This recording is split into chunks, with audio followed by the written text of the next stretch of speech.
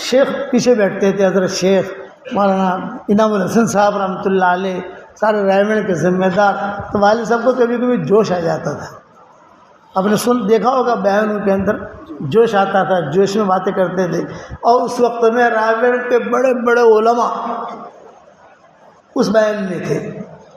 خاص طور سے بڑے علماء میں مولانا موسیٰ روحانی بازی نام سنا ہوگا، بہت بڑے عالم تھے. بچے کی طرح سامنے آ کر بیٹھتے تھے ابا کی. تو جب وہ آتے تھے تو والد صاحب رحمۃ اللہ علیہ مجھے کہتے تھے کہ بہت بڑا آدمی ہے، مجھے بھی نیچے بٹھا دو. تو مولانا روحانی بازی کہتے، موسیٰ روحانی بازی کہتے تھے حضرت میں نیچے بیٹھوں گا، آپ اوپر بیٹھیں گے، میں صرف آپ کا بیان سننے آیا ہوں اور آپ کا بیان سن کے میں چلا جاؤں گا. میں اور کسی اور کا بیان نہیں سنتا، آپ کا بیان سننے میں آیا ہوں. مجھے اس کے اندر روحانیت ملتی ہے. بہت بڑے آدمی تھے وہ، جو ہے اتنا زبردست علاج کرتے تھے وہ، کہ وہ بڑے بڑے لوگ آتے تھے کہ ابھی یہ چیز کرنی ہے تو وہ کہتے تھے کہ دیکھ پیسے بہت لوں گا، اور جو پیسے چاہیے تھے ان کا چیک لاؤ، چیک. تو وہ چیک جو بالکل اوپن رہتا تھا، تیرا کام ہو جائے تو میں پیسے بھروں گا اس میں، اور پیسے دے دینا مجھے مدرسہ کھولنا ہے. مدرسہ کھولتے بھی تھے. ایسا آدمی تھا مولانا موسیٰ روحانی بازی. اور ہر سال ابا کا بیان ہوئے تو جس وقت یعنی مغرب بعد بیان ہے تو عصر میں وہ آ جانا. ٹھنڈے کا دور ہوتا تھا، وہ بیٹھے ہوئے. جب ان کا انتقال ہوا موسیٰ روحانی بازی کا، مہینوں تک ان کی قبر سے مشک کی خوشبو آتی تھی. مہینوں تک. میں خود گیا ہوں ان کی قبر پر کئی مرتبہ. تو والد صاحب جذبات میں آئے اور کہا میں ایک بات کھری کھری کہنا چاہتا ہوں، اچھی لگے تو لے لینا، بری لگے تو چھوڑ دینا، لیکن میں اپنی دل کی بات کہنا چاہتا ہوں تاکہ حشر کے میدان میں تم یہ نہ کہنا کہ کسی نے ہمیں کہا نہیں تھا. یہ کہا. پھر والد صاحب رحمۃ اللہ علیہ نے فرمایا کہ دیکھو عقل مند کے لیے اشارہ کافی ہے. مدرسے والے بھی ہیں، خانقاہ والے بھی ہیں، دعوت و تبلیغ والے بھی ہیں، مکتب والے بھی ہیں، مصنفین بھی ہیں. شیخ پیچھے بیٹھے ہوئے. اب شیخ کا تو ایک مقام تھا نا بھائی، حضرت شیخ الحدیث صاحب کا ایک مقام تھا، اور حضرت جی بیٹھے ہوئے. اور والد صاحب جو ہے وہ جوش میں آ گئے. اب مجھے ہی فکر کہ یار کہیں الٹا نہیں بول دے رہی ہے. مجھے ہی نہیں فکر کہ اتنا بڑا مجمع ہے کہ ادھر ادھر کے بعد اگر کہہ دی خدا نہ خواستہ تو لینے کے دینے پڑ جائیں گے. اپنے تو ہم تو سیدھے سادھے لوگ ہیں. میں ٹینشن میں کوئی اللہ اے اللہ سلامت رکھ، یا سلام یا سلام، ایسے موقع کے اوپر یا سلام پڑھنے کا، یا سلام یا سلام یا سلام یا سلام، پتہ نہیں کیا کہیں گے. پھر والد صاحب رحمۃ اللہ علیہ نے فرمایا اب میرے دل میں بات آئی، شیخ کو گواہ بناتا ہوں، حضرت جی کو گواہ بناتا ہوں، یہاں کے جتنے بڑے بڑے علماء ہیں ان کو گواہ بناتا ہوں، اور وہ بات یہ کہنا چاہتا ہوں کہ جہنم میں سب سے پہلے مشرکین نہیں جائیں گے. جہنم میں سب سے پہلے یہودی نہیں جائیں گے. جہنم میں سب سے پہلے نصارہ نہیں جائیں گے. جہنم میں سب سے پہلے مجوسی نہیں جائیں گے. تو جہنم میں سب سے پہلے کون جائے گا؟ وہ دین کے کام کرنے والے جائیں گے جن کی نیتوں میں کھوٹ تھا. ان کے ذریعے سے اللہ جہنم کو بھڑکائے گا. یہ ساتھ شیخ بیٹھے ہوئے، شیخ جو ایسا روئے ہیں شیخ، ایسا وہ ابو الحسن ان کا خادم تھا شیخ کا. وہ شیخ کو کہا کہ کیوں؟ بولے بات صحیح ہے، وہ دین کے کام کرنے والے، اس میں ہم لوگ بھی آ گئے. دین کا کوئی کام کرے، خانقاہ چلائے، مدرسہ چلائے، دعوت و تبلیغ کا کام کرے، گشت کرے، جو بھی دین کا کام کرنے والا ہے، نیت میں کھوٹ ہے، اللہ تعالیٰ اس کے ذریعے سے جہنم کو بھڑکائے گا. یہ سعار بخاری اور مسلم کی حدیث ہے. کون جائے گا؟ قاری، سخی، شہید. پھر ابا نے کہا کان کھول کے سننا، یہ تو ایک بات کہہ دی کہ وہ دین کے کام کرنے والے جہنم میں سب سے پہلے جائیں گے جن کی نیتوں میں کھوٹ تھا. پھر والد صاحب رحمۃ اللہ علیہ نے کہا اگر تربیت نہیں ہوئی اور دعوت کا کام کرتے رہے، خانقاہوں کا کام کرتے رہے، اور تربیت نہیں ہوئی تمہاری اللہ کی طرف سے یا کسی ذریعے سے بھی اپنی تربیت نہ کی، تو کعبے میں جا کر بھی یہ آدمی سدھرے گا نہیں، کعبے میں جا کر بھی نہیں سدھرے گا، خراب کا خراب ہی رہے گا۔ پھر ایک جملہ کا زبان کا میٹھا بول، بہت غور سے سننا، زبان کا میٹھا بول جو لوگوں کے دلوں کو جوڑ دے یہ کروڑوں نفلوں پر بھاری ہے، اور زبان کا کڑوا بول جو لوگوں کے دلوں کو توڑ دے وہ کروڑوں گناہوں پر بھاری ہے۔ زبان کو کنٹرول میں رکھو، اپنا محاسبہ خود کرو، اپنا دل مفتی ہے۔ شیخ سعود الشریم کا نام سنا ہوگا آپ نے، حرم شریف کے جو امام تھے، قرآن سنا ہوگا، جو عمرے کے لیے جاتے ہیں، یہ ہماری ان کی دوستی تھی، اب تو حرم میں رہے ہی نہیں وہ، اب تو دوسرے کاموں میں لگ گئے۔ ہمارے مولانا زبیر صاحب رحمۃ اللہ علیہ، ان کا بدن بہت بھاری تھا، تو ان کے لیے ایک جماعت بنی کہ بھی ان کا علاج کیا جائے۔ جدہ میں ایک ہسپتال تھا ڈاکٹر منصور کا، مصری تھے یہ، ابھی بھی ان کا ہسپتال ہے وہاں۔ یہ چھوٹی امی کا بھی وہاں علاج کرانے کا ہم نے سوچا، پھر وہاں علاج کرائے وہاں، لیکن وہاں قابو بھی نہیں آئے گا۔ ہم مثال سے واقف ہیں نا، ہم نے سوچا کہ وہاں زبیر صاحب کی طرح علاج کرائے وہاں، ڈاکٹر منصور کا مصری ہیں جی۔ خیر ہم گئے تو میں نے اس جماعت میں بھی تھا، تو میں نے وہاں زبیر صاحب سے کہا کہ حضرت آپ کا تو علاج ہو رہا ہے، آپ اگر مجھے اجازت دیں تو میں کم سے کم عصر مغرب عشاء حرم میں جا کے پڑھ لوں، تاکہ کم سے کم میرا حرم تو مل جائے مجھے تھوڑا، اور آپ یہاں علاج کرائیں، عشاء پڑھ کے آ جاؤں گا، کھانا ساتھ کھائیں گے انشاءاللہ۔ مولانا نے اجازت دے دی کہ ہاں جب میں تو نہیں جا سکتا حرم، میرا تو علاج چل رہا ہے، لیکن تم حرم کو کیوں چھوڑو بھائی، فائدہ اٹھاؤ حرم سے۔ خیر میں چلا گیا، اب وہاں میں بیٹھا، بیٹھتے ہی سعود شریم میرے پاس آ کے بیٹھ گئے، اتفاق تھا، یعنی اس لیے نہیں کہ ہماری دوستی کو، وہ بھی ہمارے پاس آ کے سنت، وہ مسجد تحیۃ المسجد پڑھنے لگے، پولیس والے کھڑے، اور بیٹھے بیٹھے جو ہے وہ پہچان لیا، شیخ یونس ماشاء اللہ جزاک اللہ جزاک اللہ، کیف الاولاد عبد الوہاب عبد الواسع کو سے بہت محبت کرتے تھے، تو کہتے تھے لال ٹوپی والے کہاں ہیں، دو لال ٹوپی والے، یہ کہتے تھے شیخ سعود شریف کہ لال ٹوپی والے کہاں ہیں؟ میں نے کہا یہ سفر میں نہیں آئے ہیں، میں تو شیخ زبیر کے ساتھ آیا ہوں، وہ بچے وغیرہ آتے ہیں تو وہ لوگ آتے ہیں آ کے، وہ میں ان کو بولے کہ لال ٹوپی سے پہچانتا ہوں، طواف کرتے ہوں تو میں دیکھ لیتا ہوں کہ شیخ یونس کے بیٹے ہیں یہ، لال ٹوپی، خاص قسم کی ٹوپی تھی ان کے دونوں کی، عبد الوہاب کی بھی اور عبد الواسع کی بھی۔ اب باتیں ہونے لگی، باتیں ہوتے ہوتے اب ہمیں پتہ نہیں کہ کیمرے میں ہمارا چہرہ ساری دنیا میں جا رہا ہے، اب سمجھے نا، وہ تو حرم شریف میں تو جو بھی امام بیٹھے گا تو امام کے پاس جو بیٹھے گا اس کا بھی چہرہ جائے گا، ساری دنیا میں جائے گا۔ تو ہم دونوں باتیں کر رہے ہیں، باتیں کرتے کرتے شیخ سعود شریف نے کہا کہ میں جو ہے کچھ اپنے گھریلو باتیں کہی، وہ تو مجمع میں کہنے جیسی نہیں ہے کہ یہ ہے یہ ہے یہ، تو میری زبان سے ایک جملہ نکلا، بھئی آپ کو یہ تکلیف ہے، آپ قرآن شریف کی فلاں آیت پڑھو، یہ میں نے کہا۔ تو انہوں نے کہا قرآن شریف کی فلاں آیت کیوں؟ میں نے کہا تمہاری تکلیف دور ہو جائے گی، ہم تو یہاں یہ سنتے تھے بھئی فلاں آیت پڑھو فلاں آیت پڑھو، تو انہوں نے پوچھا کہ وہ آیت کیوں پڑھوں میں نے کہا وہ تکلیف آپ کی دور ہوگی۔ تو شیخ سعود شریف نے مجھے کہا کہ شیخ یونس قرآن کلہ شفا، یہ جملہ کہا، قرآن کلہ شفا، ایک آیت کیوں کہتے ہو آپ؟ قرآن تو سارا کا سارا شفا ہے، جو بھی آیت پڑھ لو آپ شفا ہے۔ یہ ہو گئی بات، مجھے سبق ملا ان سے کہ بھی قرآن کلہ شفا۔ اس لیے آپ کو ایک راز کے بات بتاؤں بھائی، راز کی بات بتاؤں، ارے بتاؤ تو صحیح، کوئی بھی پریشانی آوے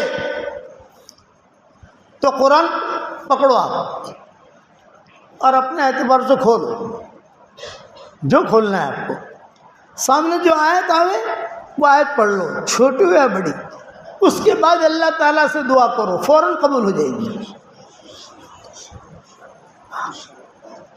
یہ میں نے ابھی تک کسی کو بیان کرنا شروع نہیں کیا، اب یہ بیان یہ جائے گا، یہ آپ تجربہ کر کے دیکھو، خدا نہ خواستہ بیماری ہے، مثال دے رہا ہوں، یا کوئی گھریلو حالات ہے یا کوئی نقصان ہوا کچھ، آپ جو قرآن اٹھاؤ، قرآن اٹھا کر قرآن کھولو اور قرآن کھول کر جو سامنے آیت آ گئی، چاہے اس میں شیطان کا نام ہو، چاہے ابلیس کا نام ہو، چاہے فرعون کا نام ہو یا قارون کا نام ہو، جو بھی آیت آپ کے سامنے آئی، ایک آیت دو آیت جو پڑھنی ہے وہ پڑھو اور بعد میں اپنا قرآن بند کر لو۔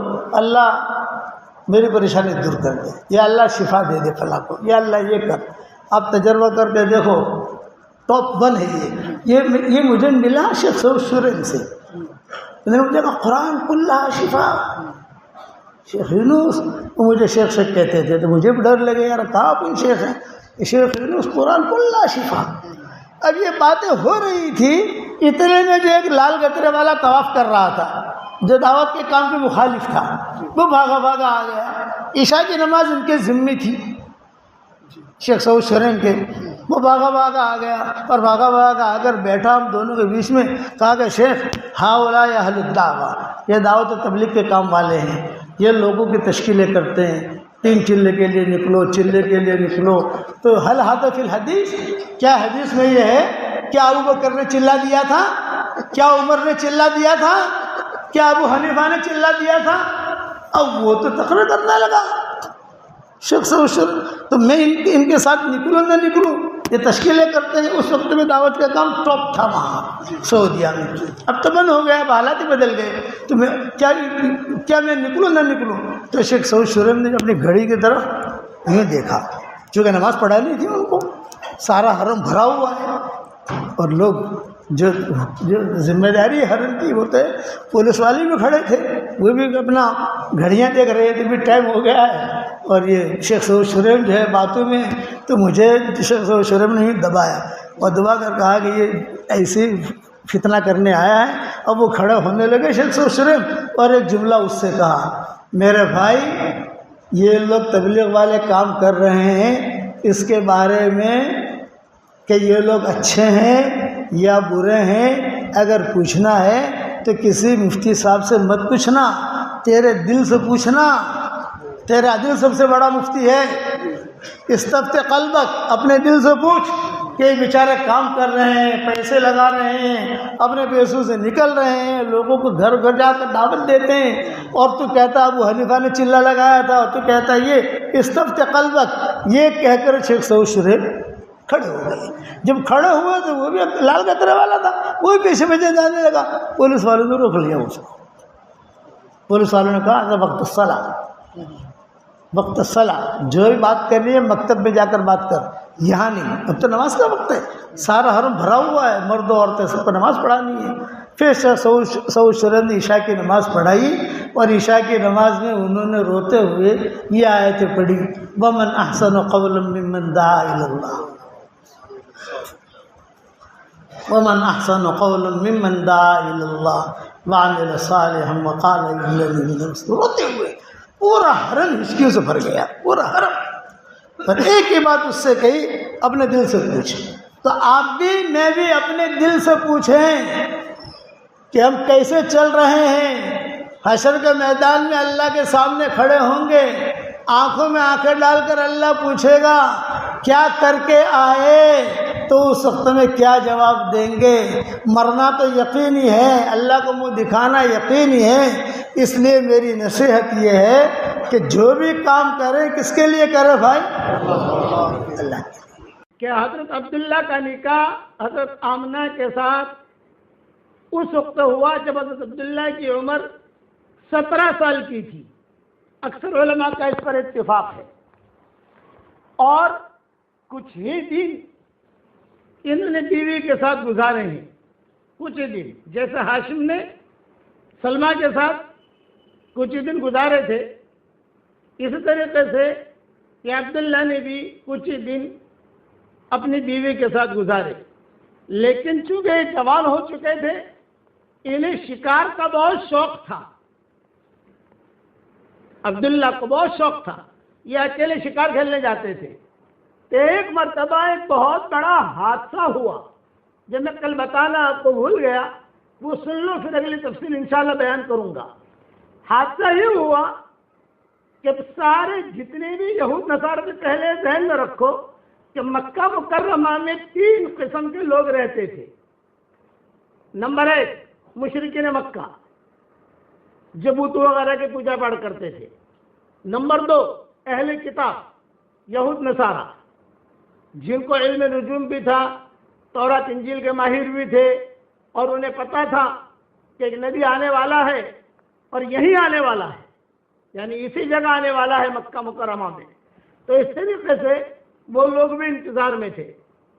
نمبر 3 دیہات کے لوگ، قرب و جوار کے جو عربی بدو تھے، یہ نہ اہل کتاب میں تھے نہ مشرکین میں تھے، لیکن یہ کہ وہ سمجھتے تھے کہ بھئی یہ اللہ کا گھر ہے، یہاں یہ اچھی جگہ ہے، یہ پتھر اچھا ہے، تو چلو۔ تو ان لوگوں نے بھی آ کر پڑاؤ ڈالا تھا۔ تو حضور صلی اللہ علیہ وسلم کے والد کے متعلق مشرکین مکہ زیادہ انٹرسٹ نہیں لیتے تھے، اس لیے انہیں پتہ ہی نہیں آدمی کون ہے، دیہاتی انٹرسٹ نہیں لیتے تھے، لیکن یہود نصارہ انٹرسٹ لیتے تھے، یعنی پورا جو ہے ان کا خیال کرتے تھے۔ ایک خیال کرتے تھے کا مطلب کہ ان کا واچ میں رہتے تھے، جاسوسی میں رہتے تھے کہ یہی آدمی ہے، یہی ہے۔ چنانچہ یہود نصارہ کی عورتیں مکہ مکرمہ میں بہت آئی تھی۔ ایک تاریخ میں کی کتاب میں آج ظہر بعد میں مطالعہ کر رہا تھا، 200 یہودی عورتیں حضور کے عبداللہ کے پیچھے پڑی ہوئی تھی، 200۔ انہوں نے ثابت کیا ہے فلاں قبیلے کی، فلاں قبیلے کی، فلاں قبیلے کی یہود نصارہ کی عورتیں، وہ کسی طریقے سے بھی عبداللہ سے شادی کر لے، کسی طریقے سے وہ جو ہے یعنی بس عبداللہ جو ہے وہ نبی والا جو پانی ہے وہ ہمارے پیٹ میں آئے، بس ان کے 200 تھی، انہوں نے لکھا ہے اور سب انہوں نے ثابت کیا ہے، فلاں فلاں فلاں فلاں نام بھی لکھوائے ہیں۔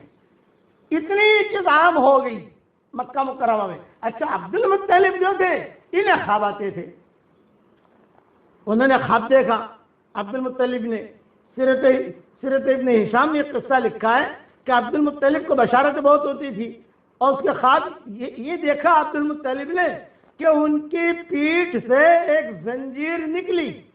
وہ جو عبداللہ کے ساتھ حادثہ ہوا وہ بات میں سناؤں گا، پہلے یہ یاد آ گیا یہ سنا دوں کہ عبد المطلب کے پیٹھ میں سے ایک زنجیر نکلی، اس زنجیر کا ایک حصہ آسمان میں اور ایک حصہ زمین میں، اور ایک حصہ مشرق کی جانب، دوسرا حصہ مغرب کی جانب۔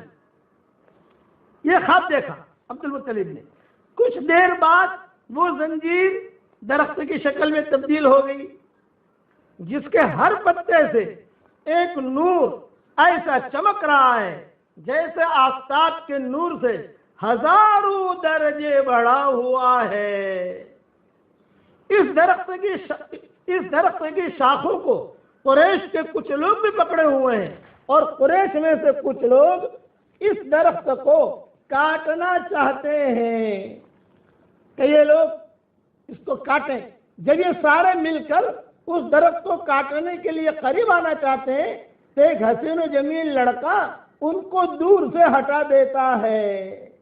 عبد المطلب نے یہ خواب کئی مرتبہ دیکھا، ارے یار میرے پشت سے جو ہے زنجیر نکل رہی ہے، اور یہ خواب دیکھ رہا ہوں۔ جیسے میں نے کہا تھا 9 خواب دیکھے تھے، ان 15 خواب دیکھے تھے، 15-16، ان میں سے ایک یہ بھی ہے، سارے تو میں سنا نہیں سکتا، ایک یہ بھی ہے، ایک لڑکا آ کر ان کو دور ہٹا دیتا ہے۔ تو یہ عبد المطلب تعبیر لینے کے لیے یہودیوں کے پاس جاتے تھے، کیونکہ یہودی جو تھے وہ یعنی اہل کتاب تھے، ان کا ایک مقام تھا، یہود نصارہ تورات انجیل کے ماہر تھے، اور حضور صلی اللہ علیہ وسلم کا یعنی وہ انتظار میں بھی تھے، تو سب کچھ انہیں پتا تھا کہ یہ نبی آنے والا ہے، نبی آنے والا ہے، نبی آنے والا ہے، نبی آنے والا ہے، پیدا ہونے والا ہے، علم نجوم کے ماہر تھے۔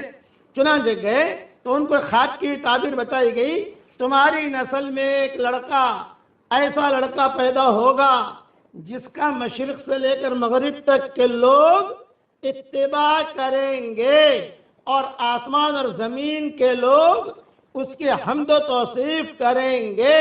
اس خواب کی بنا پر عبد المطلب نے آپ کا نام نامی محمد رکھا صلی اللہ علیہ وسلم۔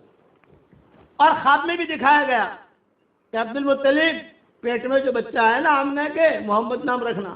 حضرت آمنہ کہتی تھی مجھے بھی خواب میں آیا تیرے پیٹ میں جو بچہ ہے اس کا نام محمد رکھنا۔ محمد رکھنا، محمد رکھنا۔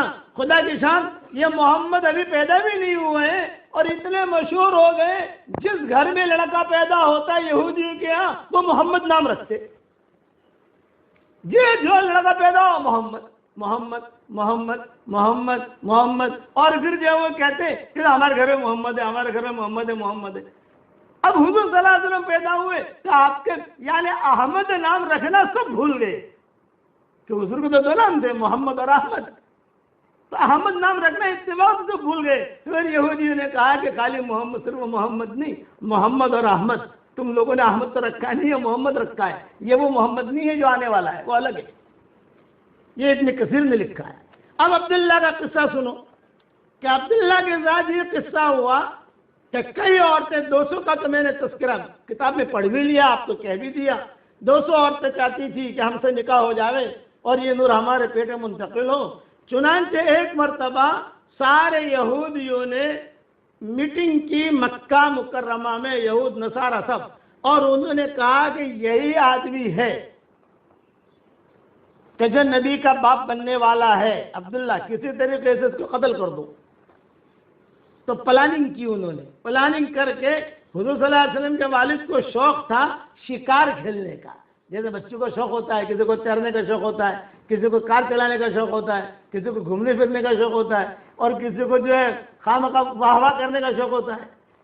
ہر ایک کے شوق الگ الگ ہوتے ہیں۔ ان کا شوق تھا یہ شکار کھیلنے کے لیے جاتے تھے، اور ان کے والد جو تھے یعنی عبد المطلب، یہ بھی ہمت افزائی کرتے تھے، بیٹا جاؤ شکار کھیلو، جاؤ جاؤ جاؤ جاؤ شکار کھیلو، جاؤ شکار کھیلو، جاؤ۔ ہرن لے کے آتے تھے، وہاں سے دور دور جا کر ہرن کو مار کے لے کے آتے تھے۔ تو یہ شکار کھیلنے گئے اتفاق سے عبداللہ، اور وہ یہود نصارہ انتظار میں تھے۔ سب یہود نصارہ نے ایک جو ہے ٹولی بنا دی، اور ٹولی بنا کر ان کو گھیر لیا، اور سب نے کہا اقتلو اقتلو اقتلو، قتل کرو قتل کرو۔ اتنے میں یہ آمنہ کے جو والد تھے یہ بھی وہاں پر قریت کرا رہے تھے، یہ بھاگے بھاگے آئے حضرت آمنہ کے والد، اور انہوں نے کہا یہ کیا کر رہے ہو، یہ تو ہمارے مکہ کا لڑکا ہے، کیا یہ تو ہمارے مکہ کا لڑکا ہے، یہ کیا کر رہے ہو تم لوگ، ابھی حضور کا رشتہ نہیں ہوا تھا۔ تو یہ آمنہ کے والد جو ہے یہ بھاگے بھاگے آئے، اور بھاگے بھاگے آ کر سب کو جو ہے ہٹایا، سب کو مارا، اور حضور صلی اللہ علیہ وسلم کے والد کو پکڑ کر لا کر عبد المطلب کو دے دیا کہ تمہارا بچہ تو آج مر جاتا، آج میں نے ہی اس کو بچایا ہے۔ اور یہ کہ یہ سارے یہودی گھیرے ہوئے تھے، حضرت عبداللہ نے بھی کہا۔ تو علماء نے لکھا ہے اس وقت میں جو حضرت آمنہ کے والد کی نظر عبداللہ پر پڑی تو انہوں نے اپنی آمنہ کے لیے دعا مانگنی شروع کر دی کہ اللہ میں اسے داماد بنانا چاہتا ہوں، کہ اللہ میں اسے داماد بنانا چاہتا ہوں، کہ میں اسے داماد بنانا چاہتا ہوں، یہ جو میں نے نیکی کی ہے اس کو بچایا ہے، بس یہ میرا داماد بنے، یہ میرا داماد بنے، یہ میرا داماد بنے۔ چنانچہ حضرت آمنہ کے ساتھ نکاح ہوا، قصہ تفصیل سے گزر گیا جو میں نے کہا ہے۔ اب جب یہ قافلہ یہاں سے روانہ ہوا، قریش جس میں عبداللہ بھی تھے شام کے لیے، شام تک پہنچے۔ حضرت عبداللہ کو بیماری کیا تھی یہ بتاؤں، میں سمجھانے کے لیے کہہ رہا ہوں، ٹی بی کی بیماری، یہ سمجھانے کے لیے کہہ رہا ہوں۔ اس زمانے میں ٹی بی شی بی تو تھی نہیں یا ہوگی، سردی، نزلہ، زکام، بخار، کھانے کی کوئی طبیعت نہ چلے، کوئی اچھا نہ لگے، جب دیکھو تو بخار، اس قسم کی حالت کے اندر وہ رہتے تھے۔ یعنی یہ کب ہوا ان کو، یہ جب سفر شروع ہوا، کچھ نکاح ہوا، نکاح ہونے کے بعد آمنہ کے ساتھ زندگی گزارنی شروع ہوئی، میاں بیوی والی زندگی گزرنی شروع ہوئی، کچھ ہی دن جو ہے وہ رہے تو عبد المطلب نے کہا کہ بیٹا اب تمہارا نکاح ہو گیا ہے، بیوی بھی آ گئی، بچہ بھی ہوگا، تو خرچے بڑھیں گے تمہارے، کچھ دھندا بندہ کرو۔ ابا کیا کروں دھندا؟ انہوں نے کہا شام جاؤ، چلو میں جماعت بناتا ہوں۔ تو ہاشم نے جو ہے شام جانے کی ترتیب بنائی تھی، ان کے عبد المطلب کے والد نے وہی ترتیب سے جو قافلہ روانہ کیا، یہ بھی گئے، لیکن اچھا شام پہنچے بھی، یہ نہیں کہ شام نہیں گئے، دھندا بھی کیا۔ اب دھندے میں نفع ہوا نقصان ہوا وہ بڑی تفصیل ہے اس کی، لیکن یہ کہ واپسی مدینہ منورہ آ کر انہوں نے قیام کر لیا اور سارا قافلہ واپس آیا۔ عبد المطلب انتظار میں تھے، پوچھا بھئی کہاں ہے عبداللہ؟ نے کہا وہ تو بیمار ہو گیا۔ چنانچہ آمنہ جو تھی یہ بھی انتظار میں تھی، کیا آئے گا آئے گا میرا شوہر آئے گا، میرا شوہر آئے گا۔ اطلاع ملی کہ طبیعت بہت خراب ہے ان کی۔ حارث کو بھیجا عبد المطلب نے، حارث یہ بڑا بیٹا تھا، یہ بھی دیر سے پہنچے، راستے میں ان کا بھی کچھ ساتھ کے ساتھ قصہ ہو گیا حارث کا. وہ گئے تو بھائی کو دیکھنے وہاں، کبھی وہاں جا کر عبداللہ کو دیکھوں، کوئی معاملہ ہو گیا 10 دن میں پہنچنا ہے، 15 دن میں پہنچے، 20 دن میں پہنچے، دیر ہو گئی. وہاں جب پہنچے، وہاں پہنچ کر لوگوں نے کہا کہ بھئی ہم نے تو جو ہے عبداللہ کو بہت بچانے کی کوشش کی، وہ بچ نہیں سکا اور نابغہ کے مکان میں ہم نے دفن کر دیا وغیرہ وغیرہ. اب یہ حارث کو یہ ہوا کہ باپ کو جا کر کیا کہوں گا اور بھابھی کو کیا کہوں گا. حضرت آمنہ تو بھابھی ہوئی، یہ کہا بھابھی کو کیا کہوں گا، باپ کو کیا کہوں گا، عبد المطلب کو کیا کہوں گا، مکہ والوں کو کیا کہوں گا. اچھا بعض لوگوں نے یہ بھی لکھا ہے کہ چونکہ جب یہ مدینہ آئے عبداللہ تو مدینہ تو یہودی سے بھرا ہوا تھا، تو بھرے ہوئے تھے یہودی، وہ بھی دیکھنے آتے تھے. ہاذا ہوا تھا، ہاذا ہوا تھا، ہاذا ہوا تھا، ہاذا ہوا تھا. یہی ہے وہ نبی کا جو باپ ہے وہ یہی ہے، نبی کا جو باپ ہے وہ یہی ہے. وہ کیسے پہچانتے تھے؟ تو بعض علماء نے لکھا ہے کہ ان کی پیشانی پر یا ان کے ہاتھوں پر یا ان کے ہونٹ پر یا ان کے ناک پر یا کان پر جو تل تھے وہ تل سے پہچانا انہوں نے کہ یہ ہے. ہماری کتابوں میں یہ لکھا ہے، یہ آخری نبی کا ابا یہی.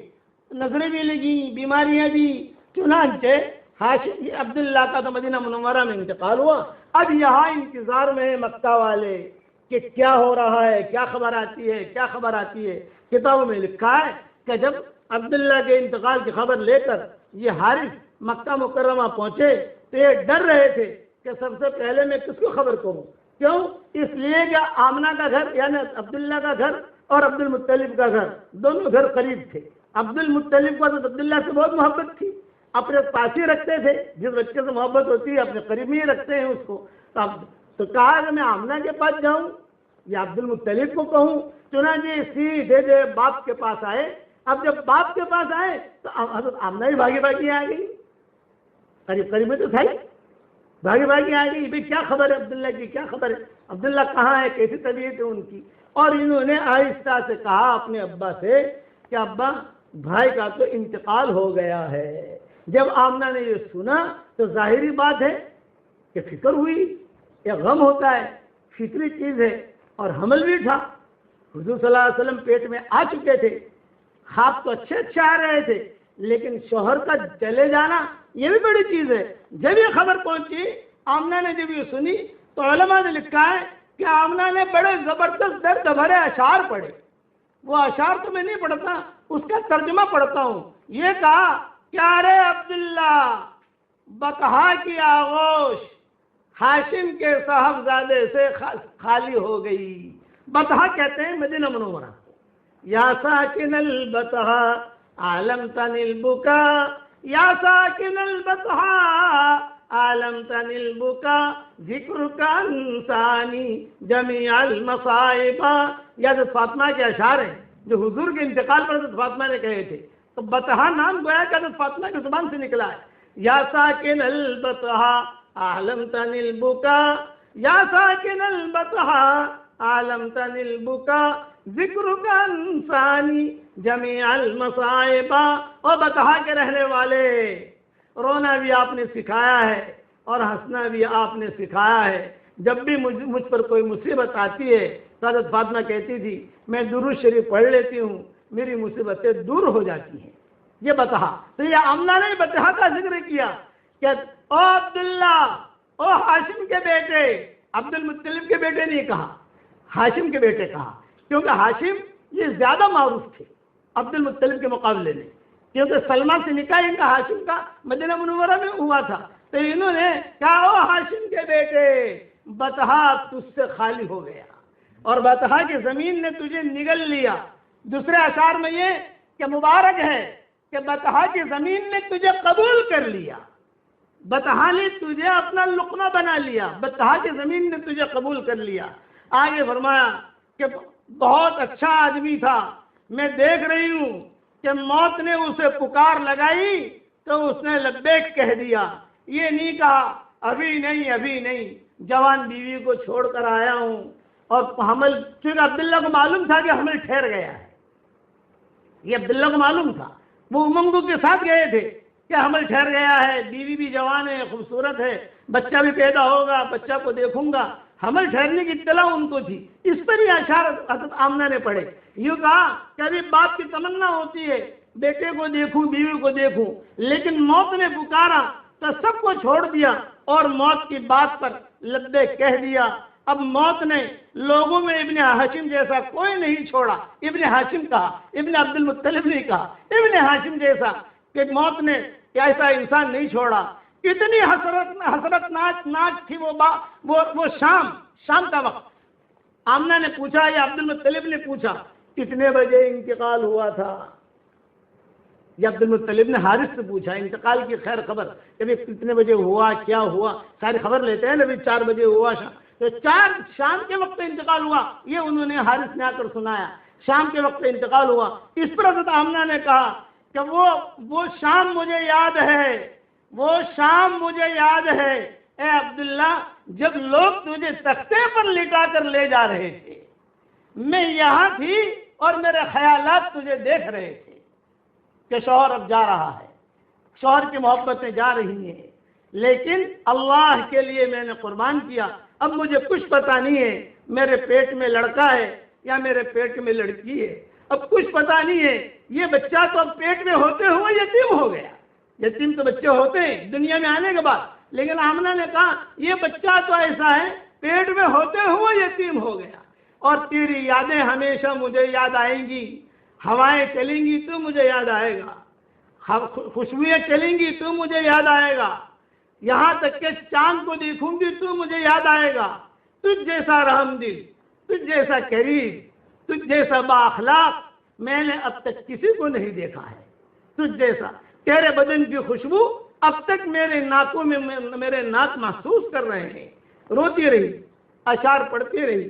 جب عبد المطلب سے رہا نہ گیا تو عبد المطلب نے ہاتھ پکڑا، عبد المطلب بھی روئے اور عبد المطلب لے کر آمنہ کو اپنے گھر پر لائے، اور پھر گھر پر لا کر کہا یہ تو اللہ کے فیصلے ہیں، جو اللہ نے چاہا وہ ہوا، البتہ یہ کہ تم فکر نہ کرو، اور جو ترکے میں جو چیزیں تھیں میراث میں، جیسے 5 اونٹ ہیں، کچھ بکریاں ہیں، اور یہ ام ایمن تھی، کچھ کپڑے تھے، یہ دیے حضرت آمنہ جو ہے وہ ان کو 2 فکر حضرت آمنہ کو، ایک تو شوہر چلا گیا، دوسرا یہ پیٹ میں بچہ ہے، اب پتہ نہیں لڑکا ہے کہ لڑکی ہے، لیکن حضرت آمنہ کہتی تھی کہ جس دن حمل ٹھہرا، صحبت سے فارغ ہوئے اور حمل ٹھہرا تو مجھے تو پتہ نہیں تھا، بھی کنواری لڑکیوں کو پتہ نہیں چلتا حمل ٹھہرا ہے، تو حضرت آمنہ کہتی تھی کہ جب حمل ٹھہرا تو مجھے کچھ پتہ نہیں، لیکن میں جاگتے سونے میں تھی، کسی آنے والے نے آ کر کہا آج تیرے پیٹ میں نبی آ گیا،